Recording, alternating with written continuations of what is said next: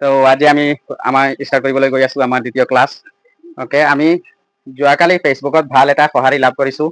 গতিকে প্ৰতিজন ব্যক্তিলৈ যিসকলে লাইক কৰিছে, কমেণ্ট কৰিছে আৰু সমৰ্থন দিছে, শ্বেয়াৰ কৰিছে ভিডিঅ'টো, সকলোলৈ কৃতজ্ঞতা জ্ঞাপন কৰিলো।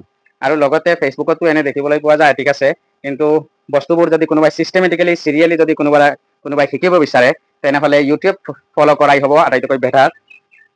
এই আমাৰ ইউটিউব চেনেলটোৰ নাম চেইমেই লাৰ্ণ হেভিং ফান -R8Z মাৰিলে সাৰ্চ কৰিলে ইউটিউব চেনেলটো আপোনালোকে পাই ল'ব।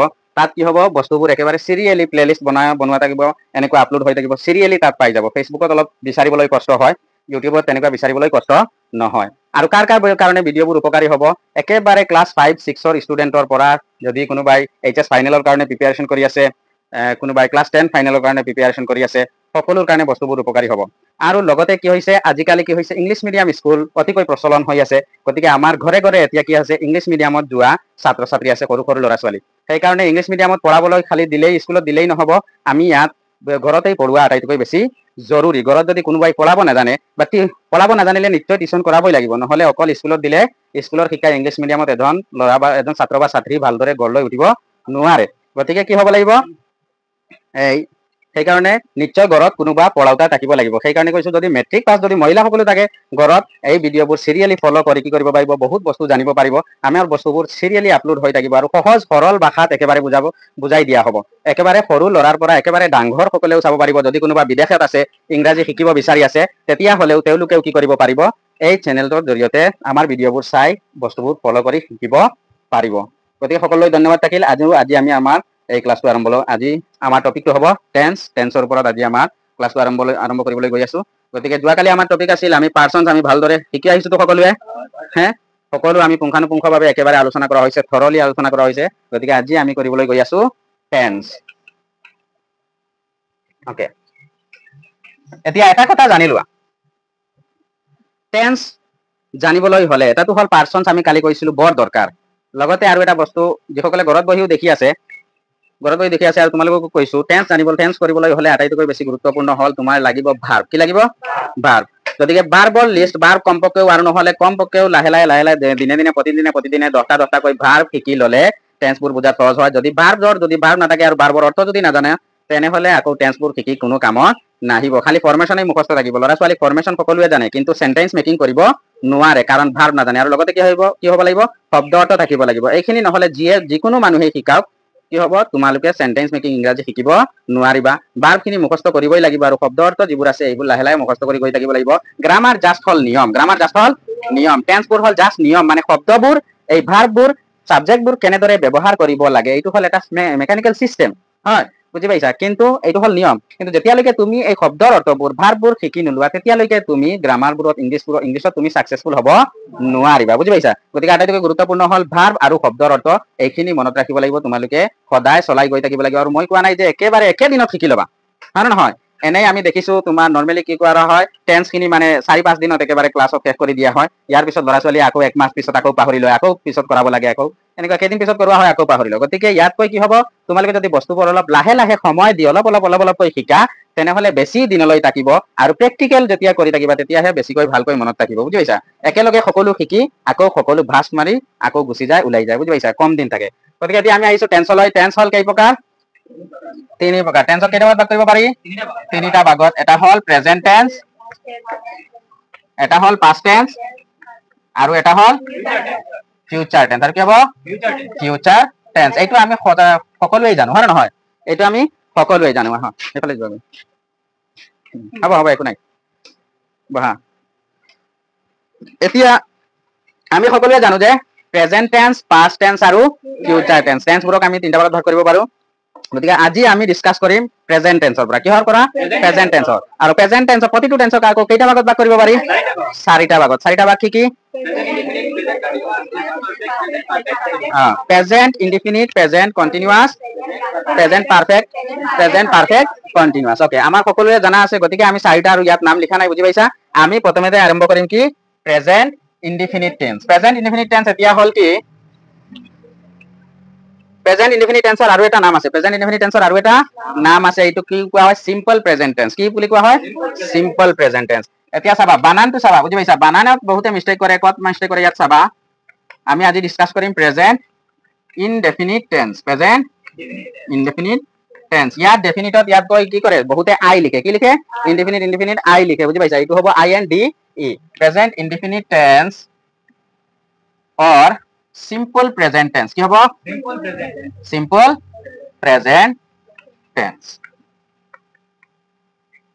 হল এইটো আমাৰ হল প্ৰথম টেন্স যেটো আমি ডিসকাস কৰিবলৈ আজি গৈ আছো চাও আমি কলৈ যাম এতিয়া টেন্স এটা জানিব টেন্সৰ প্ৰথম একেবাৰে গুৰি হল কি এটা এইটো বস্তু মেইন বস্তু হল ইয়াৰ ফৰমেশন নহলে কাম নহব বুজি পাইছা ফৰমেশন হল টেন্সবোৰৰ প্ৰতিটো টেন্সৰ কি হল আটাইতকৈ মেইন বস্তু হল ইয়াৰ ফৰমেশন মানে আমি কলো যি ফৰমেশনত দিবা সেই ফৰমেশন শব্দবোৰক যেনেকে ফৰমেশনত ডালিবা সেইটোৱেই বনিব বুজি পাইছা সেই হিচাপত বনি আহিব গতিকে ফৰমেশন প্ৰেজেন্ট ইনডিফিনিট টেন্সৰ ফৰমেশন আমি জানো কি হ'ব object subject plus okay subject plus verb মানে কি ভাৰ্বৰ প্ৰথম ৰূপ ভাৰ্বৰ ভাৰ্ব ওয়ান দিব পাৰা বা ভাৰ্বৰ প্ৰথম ৰূপ এনেকা লিখিব পাৰা ভাৰ্ব যেটো হ'ব এইটো প্ৰথম ৰূপ হ'ব লাগিব ভাৰ্ব ওয়ান আৰু হ'ব অবজেক্ট কি হ'ব object subject plus verb plus object বুজি পাইছা এইটো হল তাৰ ফৰমেশন কিন্তু ইয়াত আমি ইয়াৰ পৰা আমি একো বুজিব নোৱাৰিম যদি আমি কি কৰো আমি কালি শিকিছিলো পাৰ্সনস হয় নহয় কিয় পাৰ্সন গুৰুত্বপূৰ্ণ এতিয়া দেখা আমি প্ৰতিটো টেন্সৰ পাৰ্সনক কিয় কেনেকৈ ইউজ কৰা হয় বেলেগ কৈ জানিব লাগিব বুজি পাইছা সেইটো বেলেগ কৈ জানিবলৈ হলে আমি প্ৰথমে জানিব লাগিব পাৰ্সন কি কোন পাৰ্সনে কি কাম কৰে এইবোৰ আটাইতকৈ আগত বেছি জনা দৰকাৰ গতিকে প্ৰতিটো টেন্সৰ কি হ'ব প্ৰেজেন্ট ইনডিফিনিট টেন্সৰ পাৰ্সনস আমি চাম প্ৰেজেন্ট ইনডিফিনিট টেন্সৰ পাৰ্সনস বোৰ কেনেকুৱা হয় হয় নহয় এনে আমি জানো যে পাৰ্সনক কেইটা ভাগত ভাগ কৰিব পাৰি পাৰ্সনক নাম্বাৰৰ ভিত্তিত কিটা কি সংখ্যাৰ ভিত্তিত পাৰ্সনবোৰক কেইটা ভাগত ভাগ কৰিব পাৰি নহয় দুটা ভাগত কি ভাগত সিঙ্গুলাৰ আৰু প্লুৰেল সংখ্যাৰ ভিত্তিত নাম্বাৰৰ ভিত্তিত পাৰ্সনক কেইটা ভাগত ভাগ কৰিব পাৰো দুটা ভাগত কি ভাগ দুটা সিঙ্গুলাৰ আৰু প্লুৰেল হয় নহয় এতিয়া আমাৰ আহিব ফাৰ্স্ট পাৰ্সন আছে তিনিটা হয় নহয় ফাৰ্স্ট পি মানে first person second P second person third P third person হয় নহয় এতিয়া আমি কালি অলৰেডি ডিসকাস কৰিছো হয় নহয় ফার্স্ট পার্সন কি আছিল ফার্স্ট পার্সন সিঙ্গুলার নাম্বার কি হ'ব আই হ'ব কি হ'ব আই এতিয়া এইটোতো জানো আই হয় নহয় এতিয়া আমাৰ ফৰমেশনে কৈছে কি ফাৰ্স্ট পাৰ্সন সিঙ্গুলাৰ নাম্বাৰ আমি কালি কৈছিলো পাৰ্সন বুলক সাবজেক্ট বুলিও কোৱা হয় এতিয়া আমাৰ হৈ গল সাবজেক্ট কি হৈ গল সাবজেক্ট আই ফাৰ্স্ট পাৰ্সনৰ সাবজেক্ট আই ইয়াৰ পিছত কি আহিব লাগিব ভাৰ্ব আমি এনে পাৰ্সন খালি শিকিছিলো যে আই ইউ হি সি দে এইবোৰ হয় নহয়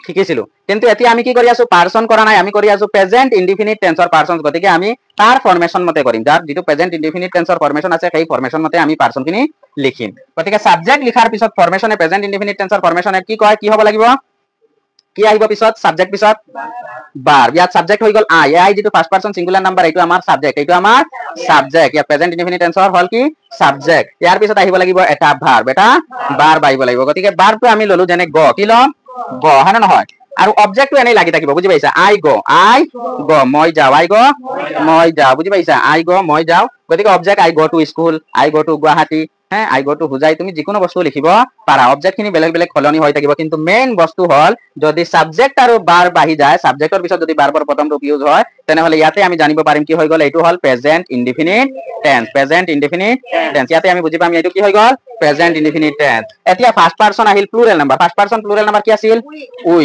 ইয়াত আমাৰ সাবজেক্ট হৈ গল উই প্লুৰেলত সাবজেক্ট হৈ গল উইৰ পিছত আকৌ কি আহিব লাগিব ভাৰ্বৰ প্ৰথম ৰূপ আহিব আমি ভাৰ্ব গ লৈছো সেইকাৰণে লিখিম উই গ কি হৈ যাব উই গ আই গ মানে মই যাও উই গ মানে আমি যাও মই পিছত কৈ আছো কেনেদৰে অৰ্থবোৰ বনাব লাগে এতিয়া আহিল সেকেন্ড পাৰ্সন কি আহিল সেকেন্ড পাৰ্সন কোন আছিল ইউ টো আমাৰ হৈ গল সাবজেক্ট সেই হিচাপত সাবজেক্টৰ পিছত আকৌ লম আমি ভাৰ্বটো কি হ'ব গ তেনেকুৱা সেকেন্ড পাৰ্সন প্লুৰেল নাম্বাৰ কি হ'ব ইউ আৰু আকৌ ইউৰ পাছত কি আহিব ফৰমেশন মতে গ প্ৰতিটো টেন্সৰ প্ৰতিটো নাম্বাৰত এনেকুৱা ফৰমেশন ফলো কৰিব লাগিব বুজি পাইছা ফৰমেশন ফলো নকৰিলে নহব ইয়াৰ পিছত আমি ইয়াত লও যেনেকুৱা হি লও হয় নহয় হি সি ডাকাও ৰাম এইবোৰ লও এতিয়া যদি হি কও হিৰ লগত কি লিখিম হি গ নহয় ইয়াতে এই যে প্ৰেজেন্ট ইনডিফিনিটৰ এইটোই কনফিউজন বুজি পাইছা বাকি সকলো গ হ'ব অকল যদি থাৰ্ড পার্সন সিঙ্গুলার নাম্বার হয় কোন কোন সাবজেক্টটো এই যে সাবজেক্টটো যদি আই ও ইউ ইউ বাদে বাকি সকলো মই কালি কৈছিলো যে বাকি যি আহিব সাবজেক্ট হিচাপে সেই সকলো থাৰ্ড পাৰসন হয় সেই সকলো থাৰ্ড পাৰসন ইয়াৰ পিছত তোমালোকে বাছনি কৰিব লাগে ইয়াত সিঙ্গুলাৰ আছে নে প্লুৰেল আৰু এনেকুৱা যদি সিঙ্গুলাৰ পোৱা প্ৰেজেন্ট ইনডিফিনিট টেন্সৰ বাক্য লিখিবলৈ তুমি গৈ আছা প্ৰেজেন্ট ইনডিফিনিটত তুমি কিবা ক'বলৈ গৈ আছা যদি তোমাৰ সাবজেক্টটো থাৰ্ড পাৰসন সিঙ্গুলাৰ নাম্বাৰ হয় আৰু নহয় যেনে আই এজন সিঙ্গুলাৰ মই ইউ তুমি সিঙ্গুলাৰ মই আৰু তুমি বাদে যি সিঙ্গুলাৰ শব্দ ব্যৱহাৰ কৰিবা তাৰ লগত কি হ'ব যেটো ভাৰ্ব ইউজ কৰিবা বুজি পাইছা এইটো ভাৰ্বৰ লগত এস বা ইএস যোগ হৈ যাব কি হৈ যাব এস বা ইএস এতিয়া হি গট গল লগত ইএস ইউজ হৈছে যদি গৰ খলনি বেলেগ এটা ভার্ব হলেহেঁতেন বুজি পাইছা হি যেনে ডু ডু ডাজ হৈ যাব যদি বাই আহে তেনেহলে বি ইউ আই এস বাইজ হৈ যাব কি হৈ যাব বাইজ বুজি পাইছা হি গজ হি যায় হি বাইজ হি কিনে বুজি পাইছা এনেকুৱা গল লগত ইএস আহিছে এস বা ইএস লাগে বুজি পাইছা বা কেতিয়াবা যদি আমি ক্রাই ভার্ব লও কি ভার্ব ক্রাই সি আর ওয়াই আছে হয় নহয় ইয়াত ওয়াই উঠিলে হৈ যাব কি ওয়াই উঠি সি আর আই ই এস কি হৈ যাব সি আর আই এস এনে মেইন ভার্ব হল ক্রাই মেইন ভার্ব কি সি আর ওয়াই ইয়াত এইটো জানিবলগীয়া কথা কিয় কত এ ই এস আহিব এনেকুৱা কিছুমান গল লগত অল লাষ্টেদি থাকিলে বা এনেকুৱা এক্স লাষ্টেদি থাকিলে সি এইচ লাষ্টেদি থাকিলে কি হৈ যায় ই এস লাগে কি লাগে ই এস লাগে ইয়াত ওয়াই আছে বাইৰ লগত অকল এস লাগিছে কি লাগিছে এস লাগিছে কিন্তু ইয়াত সি আর ওয়াই ক্ৰাইৰ লগত কিয় এস লাগা নাই ক্ৰাইৰ লগত এস লাগিলে ভুল হৈ যাব কি হৈ যাব ভুল হৈ যাব বুজি পাইছা এইটো ক্ৰাইৰ লগত এস নালাগে ওয়াই উটি আই ই এস হ'ব ওয়াই উটি কি বহিব আই ই এস কাৰণ কি জানা নেকি তোমালোকে যদি ওয়াইৰ আগত এনেকুৱা ভাৰ্ব থাকে লাষ্টত ভাৰ্বৰ লাষ্টত ওয়াই আছে কি আছে ওয়াই আছে ভাৰ্বৰ লাষ্টত কি আছে ওয়াই আছে আৰু ওয়াইৰ আগত যেটো লেটাৰ আছে সেইটো হল কনসনেন্ট কি কনসনেন্ট ওয়াইৰ আগত লেটাৰটো যদি কি হৈ যায় কনসনেন্ট বুজি পাইছা বাৱেল বাদে বাকি যিকোনো যদি এটা লেটাৰ হৈ যায় তেনেহলে সেইটোৰ লগত কি হ'ব এস নালাগি ওয়াই উটি আই ই এস হ'ব কি হ'ব আই এস আৰু ইয়াত ওয়াইৰ আগত কি আছে ইয়াত কিয় ওয়াইৰ লগত এস লাগিছে কাৰণ ওয়াইৰ আগত বাৱেল আছে কি আছে বাৱেল আছে তোমালোকে বুজি পাইছা শব্দটো যদি যিবোৰ ভাৰ্বৰ লাষ্টৰ ফালে ওয়াই আছে কি আছে ওয়াই আছে আৰু লাষ্টত ওয়াই আছে ওয়াইৰ আগৰ যদি কি হৈ যায় ওয়াইৰ আগৰ যদি লেটাৰটো যদি কনসনেন্ট হয় কি হৈ যায় কনসনেন্ট হৈ যায় তেনেহলে ডাইৰেক্ট এস নালাগে ওয়াই উটি লাগিব I E S Y two হৈ যাব আই আৰু লাগিব ই এস আৰু লাগিব ওয়াই টু আই লৈ পৰিৱৰ্তন হ'ব আৰু লাগিব ই এস আৰু ওয়াইৰ আগত যদি তুমি কি হৈ যায় ওয়াইৰ আগত যদি আকৌ বাৱেল থাকে তেনেহলে ডাইৰেক্ট লাগিব এস এইটো মনত ৰাখিবা বুজি পাইছা এইটো ইয়াতে কনফিউজন কৰে কোনোবাই ডাইৰেক্ট এস বাই এস লগায় কোনোবাই আই এস কত লগাব কোনটো ভাৰ্বত চেঞ্জ কৰিব সেইটো নাজানে পিছত বাক্যটো ভুল কৰি পেলায় হল এতিয়া আমি he goes he buys বুজি পাইছা বা he cries এই সকলো হ'ব থাৰ্ড পাৰসন সিঙ্গুলাৰ নাম্বাৰ কোন টেন্সৰ প্ৰেজেন্ট ইনডিফিনিট টেন্সৰ গতিকে জানিছো তো প্ৰেজেন্ট ইনডিফিনিট টেন্সৰ যদি সাবজেক্টটো থাৰ্ড পাৰসন সিঙ্গুলাৰ নাম্বাৰ হয় তেনেহলে ভাৰ্বৰ লগত এস বা ই এস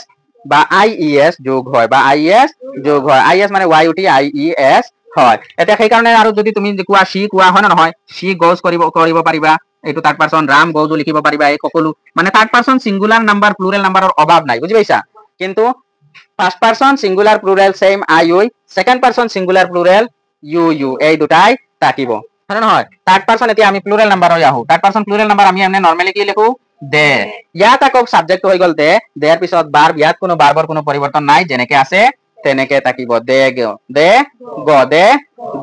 ইয়াৰ পিছত যদি প্লুৰাল নাম্বাৰ আৰু আহে দা গার্লস কি আহিব দা গার্লস ইয়াত আই আহা নাই উই আহা নাই হয় নহয় দা গার্লস বেছি ছোৱালী বুজাইছে ছোৱালীবোৰ The girls goes ছোৱালীবোৰ যায় he goes he যায় she goes তাই যায় ৰাম goes ৰাম যায় he buys ৰামে কিনে he goes he কিনে she buys তাই কিনে ৰাম buys ৰামে কিনে এতিয়া যদি কও he cries he কান্দে she cries তাই কান্দে ৰাম cries ৰামে কান্দে they go কিহত যায় the girls go ছোৱালীবোৰ যায় বুজি পাইছা দা বয়জ গ লৰাবোৰ যায় এনেদৰে হ'ব পাৰে এনেদৰে হ'ব তোমালোকৰ গতিকে বুজি পাইছা প্ৰেজেন্ট ইনডিফিনিট টেন্সৰ প্ৰথমৰ পৰা আমি পালো ফৰ্মেশন পালো subject plus verb plus object আৰু এইটো ফৰ্মেশন জনাৰ পিছত আমি জানিব লাগিব কোনটো পাৰসনত ফৰ্মেশন বোৰ প্ৰতিটো পাৰসনৰ লগত ফৰ্মেশন কেনেদৰে ইউজ কৰা হয় ফাৰ্স্ট পাৰসনত সাবজেক্টৰ পিছত কি আহিব ভাৰ্ব আহিব গ ভাৰ্ব ললো যেনে আছে তেনে আই গো ইয়াৰ মাজত কিবা আছে নেকি নাই am is are have has এইবোৰ একো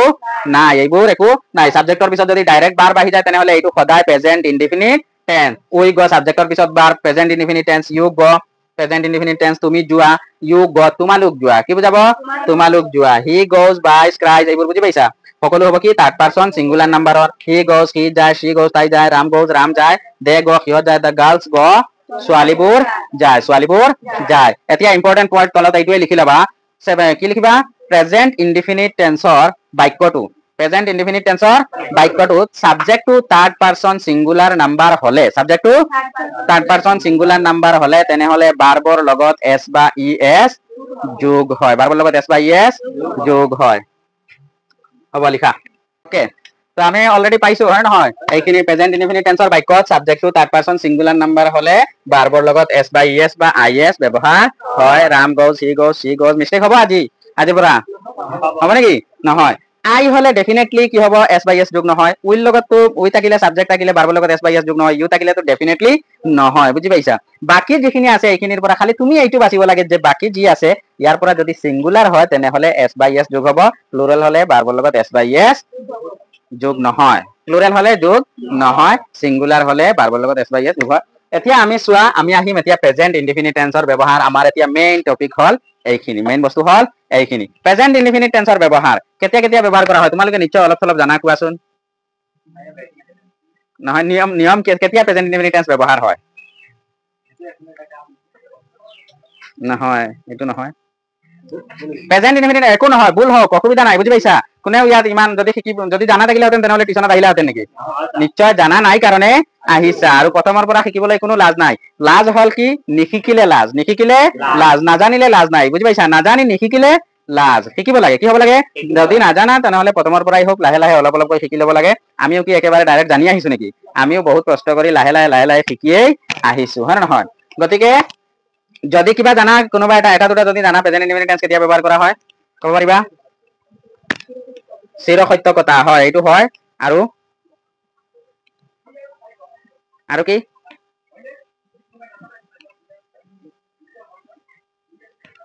যিমানেই কয় চিৰ সত্য কথা কয়, হয় নে নহয়? অভ্যাসগত কাম কয় আৰু বিভিন্ন ধৰণৰ এইবোৰ কয়, এই সাধাৰণতে এইবোৰ বিভিন্ন ধৰণৰ কয়, বিভিন্ন যিমান বুজি পাইছা, যিমানেই নিয়ম থাকক এটা বস্তুতে এটা কথাতে প্ৰেজেন্ট ইনডিফিনিট টেন্স বুজিবলৈ এই শেষ হৈ যায়, বুজি পাইছা? প্ৰেজেন্ট ইনডিফিনিট টেন্স ব্যৱহাৰ কৰা হয় কেতিয়া? যেতিয়া কোনো এটা কাম বুজি পাইছা, যিটো কামৰ কথা কৈছে সেইটো কাম যদি বাৰে বাৰে হোৱা বুজায়, কি বুজায়? বাৰে বাৰে হোৱা বুজায়, বুজি পাইছা? একেবাৰে সহজ অৰ্থত চিৰ সত্যটো যোৱা সেই নিয়ম, অভ্যাসগত যোৱা সেই নিয়ম, বুজি পাইছা? যি চোৱা সেই নিয়ম, বা যিবোৰ কাম যিটো এটা কামৰ কথা কৈছে আৰু সেই কামটো যদি বাৰে বাৰে হোৱা বুজায়, বাক্যটো পঢ়িলে এনেকুৱা লাগে যে ইয়াত কামটো এবাৰ নহয় বাৰে বাৰে হোৱা বুজাইছে। কি বুজাইছে? বাৰে বাৰে হোৱা বুজাইছে। বা ধৰি লোৱা এনেকুৱা হ'ব পাৰে, তুমি ক'ব পাৰা যিবোৰ কাম আগৰ পৰা চলি আহি আছে, আহি আছে, এতিয়াও চলি থাকে, এতিয়াও আৰু আগলৈকে চলি থাকিব বুজায়, আগলৈকে বুজা যায়। কিন্তু এইটো এনেকুৱা নহয় কন্টিনিউয়াছলি চলি আছে, এনেকুৱা নহয় যে আৰম্ভ হৈছে আৰু বন্ধ হোৱা নাই, এনেকুৱা নহয়। চলি আহি আছে, এতিয়াও চলি থাকে, আৰু আগলৈকে চলি থাকিব। আৰু একেবাৰে সহজভাৱে বুজালে যিবোৰ কাম বাৰে বাৰে হোৱা বুজায়। এতিয়া তুমি কৈছা যে চিৰ সত্য কথা, যেনে সূৰ্য পূবফালে উদয় হয়, হয় নে নহয়? দা San rises in the east, এইটো তোমালোকে কৈছা চিৰ সত্য কথা, হয় নে নহয়? এতিয়া মই মোৰ নিয়মত খটাওচোন, এই কামটো বাৰে বাৰে হৈ আছে, এটাই কাম কিন্তু বাৰে বাৰে হৈ আছে, হয় নে নহয়? চিৰ সত্য কথা, গৰুৱে গাখীৰ দিয়ে, কাম এটাই, আকৌ কি হৈছে? বাৰে বাৰে হৈ আছে, গাখীৰ দিয়া কামটো বাৰে বাৰে হৈ আছে। আৰু মোৰ সেইটো নিয়মৰ লগত যদি খটাও, আগৰ পৰা চলি আহি আছে, সূৰ্য পূবফালে উদয় হয়, পৃথিৱীৰ আৰম্ভণিৰ পৰা পূবফালে উদয় হৈ আছে, এতিয়া উদয় হৈ থাকে আৰু আগলৈকে উদয় হৈ থাকিব। এনেকুৱা যদি বাক্যত যদি চেঞ্চ বুলি এনেকুৱা ধৰণৰ আহে, তেনেহলে তুমি ডাইৰেক্ট ধৰি ল'বা এইটো হ'ল প্ৰেজেন্ট ইনডিফিনিট টেন্স। এইবোৰ আমি গ'ল চিৰ সত্য কথা। আমি এতিয়া আহো অভ্যাসগত কামলৈ। কি? মই সদায় স্কুললৈ যাওঁ, এই কামটো এবাৰ কৰাৰ কথা কৈছে নেকি? নহয়। কি বুজা কৈছে? আমি কামটো বাৰে বাৰে কৰো, এবাৰ কৰি ৰখা নাই। আকৌ এটা বস্তু মনত ৰাখিব লাগিব, এইটো আৰম্ভ হয় এনেকুৱা নহয় যে আৰম্ভ হৈছে আৰু শেষ হোৱা নাই। এই কামটো আমাৰ কি হৈ যায়? শেষ হৈছে, আকৌ আবার হৈছে, আকৌ হৈছে, ডেইলি আহি থাকো, হয় নে নহয়? এইটো নহয় আহি আছো আৰু বন্ধ কৰা নাই, সেইটো হলে বেলেগ টেন্স হৈ যাব, বুজি পাইছা? মানে এটা কাম বাৰে বাৰে কৰি আছো। কি কৰি আছো?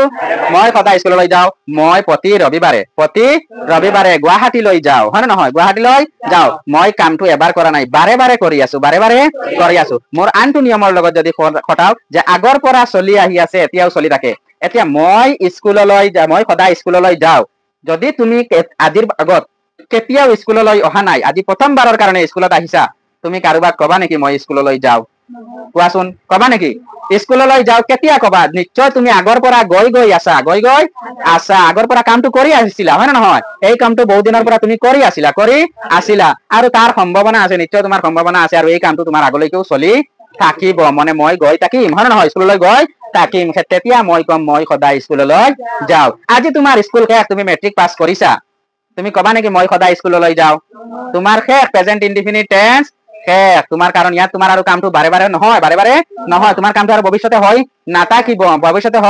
নাথাকিব বাৰে বাৰে হোৱাৰ লগত কি এটা বস্তু মনত ৰাখিব লাগিব যে বাক্যটোৰ চেঞ্চ এনেকুৱা আহিব লাগিব যে এনেকুৱা বাক্যটো পঢ়িলে এনেকুৱা লাগে যে এই কামটো আৰু আগলৈও হৈ থাকিব বুজাই আছে আগলৈকে হৈ থাকিব যদিও কোৱা নাই তথাপি আমি চেঞ্চত ধৰিব লাগিব হয় নহয় চেঞ্চত ধৰিব লাগিব যে আমি কি কৰিব যেনেকুৱা বায়ু আমি দেখা নাই তথাপি চেঞ্চ কৰো হয় নহয় তেনেকুৱা এইটো ধৰিব লাগিব যে এই বস্তুটোৱে বুজাই আছে যে কামটো আগলৈও হৈ থাকিব মই ভাত খাও এতিয়া তুমি এবাৰ খাইছা সেইটো কৈছা নেকি এবাৰ খোৱাৰ কথা বেলেগ টেন্সত কয় মই ভাত খাই আছো জাষ্ট এতিয়াৰ কথা কৈ আছো মই ভাত খাইছো এই যে খাইছো এবাৰৰ কথা কৈছো মই ভাত খাইছিলো এবাৰৰ কথা মই ভাত খাম এবাৰৰ কথা কিন্তু মই ভাত খাও যে এতিয়া খাই আছো সেইটোৰ কথাও নহয় খাও মানে কি যেতিয়া সময় হয় তেতিয়া খাও আৰু কামটো বাৰে বাৰে কৰো আৰু ইয়াৰ পৰা কি বুজাইছে মই কামটো খোৱা কামটো মই ভাত খাও কেতিয়া কম যে আগৰ পৰা খাই আহি আছো এতিয়াও খাও আৰু আগলৈকে খাই থাকিম হয় নহয় তুমি খোৱা বাদ দিলে কবা নেকি মই ভাত খাও হয় নহয় ভাত খাও নোখোৱা বুজি পাইছা এনেকুৱা হল তুমি চিৰসত্য চোৱা এইটো চোৱা সেইটো চোৱা ঘূৰি ফিৰি থৈ সকলোবোৰক আমি এটা নিয়মৰ ভিতৰত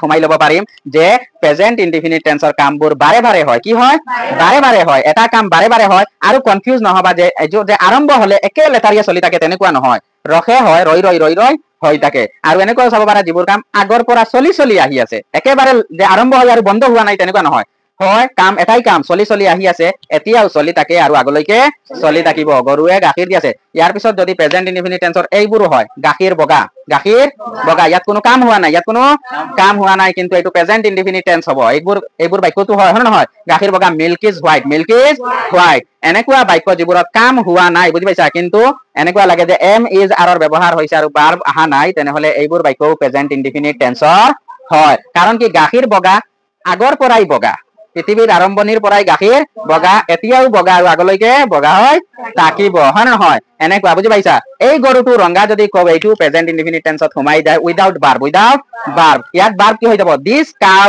ইজ ৰেড ইয়াত ভাৰ্বটো হ'ব ইজ কি হৈ যাব ইজ এই যে এম ইজ আৰ এইবোৰক বি ভাৰ্ব বুলি কও আৰু যদি বাক্যত কোনো মেইন ভাৰ্ব নাথাকে যেনে শুৱা পঢ়া সূৰ্য উদয় হোৱা এইবোৰ যদি মেইন ভাৰ্ব নাথাকে তেনেহলে কিবা এটা বস্তু বুজোৱা হয় ৰাম ইজ এ ডক্টৰ এইবোৰত কি হয় এই এম ইজ আৰ যিবোৰ বি ভাৰ্ব থাকে এইবোৰক মেইন ভাৰ্ব বুলি ধৰি লোৱা হয় মেইন ভাৰ্বৰ দৰে কাম কৰে এইবোৰে কি কৰে মেইন ভাৰ্বৰ দৰে Ram is a doctor Ram এজন ডক্টৰ মানে আজি ডক্টৰ নেকি আজি ডক্টৰ লগত ৰাম আজি ডক্টৰ হৈছে ডক্টৰ পাছ কৰিছে হয় নহয় ৰাম এজন ডক্টৰ কলে মানে নিশ্চয় আমাৰ মনত কি আহে ৰাম এজনে বহুত দিনৰ পৰা ডক্টৰী কৰি আছে হয় নহয় আৰু আজি কি ডাক্তৰ তাৰ ডক্টৰী শেষ হৈ যাব নেকি নহয় এই গৰুটো ৰঙা মানে এইটো জন্মৰ পৰাই ৰঙা এতিয়াও ৰঙা আৰু আগলৈ কি কলা হৈ যাব নেকি নহয় সেইটো একেই থাকিব গতিকে তোমালোকে এই সহজ অৰ্থত বুজিবলৈ হলে কি বুজিবা যে যিটো আগৰ পৰা যেনেকুৱা আছিল এইটোৱে আজি এতিয়াও তেনেকুৱা আগলৈকে তেনেকুৱা থাকিব বা যিটো কাম আগৰ পৰা চলি আহি আছে এতিয়াও চলি থাকে আৰু আগলৈকে চলি থাকিব বা যিবোৰ কাম সহজ অৰ্থত কলে বাৰে বাৰে হয় মই ফুটবল খেলো এবাৰৰ কথা কৈছো নেকি মই ফুটবল খেলো নিশ্চয় মই প্ৰতিদিন খেলো সপ্তাহত এদিন খেলো নহলে মাহত এদিন খেলো নহলে বছৰত এদিন খেলো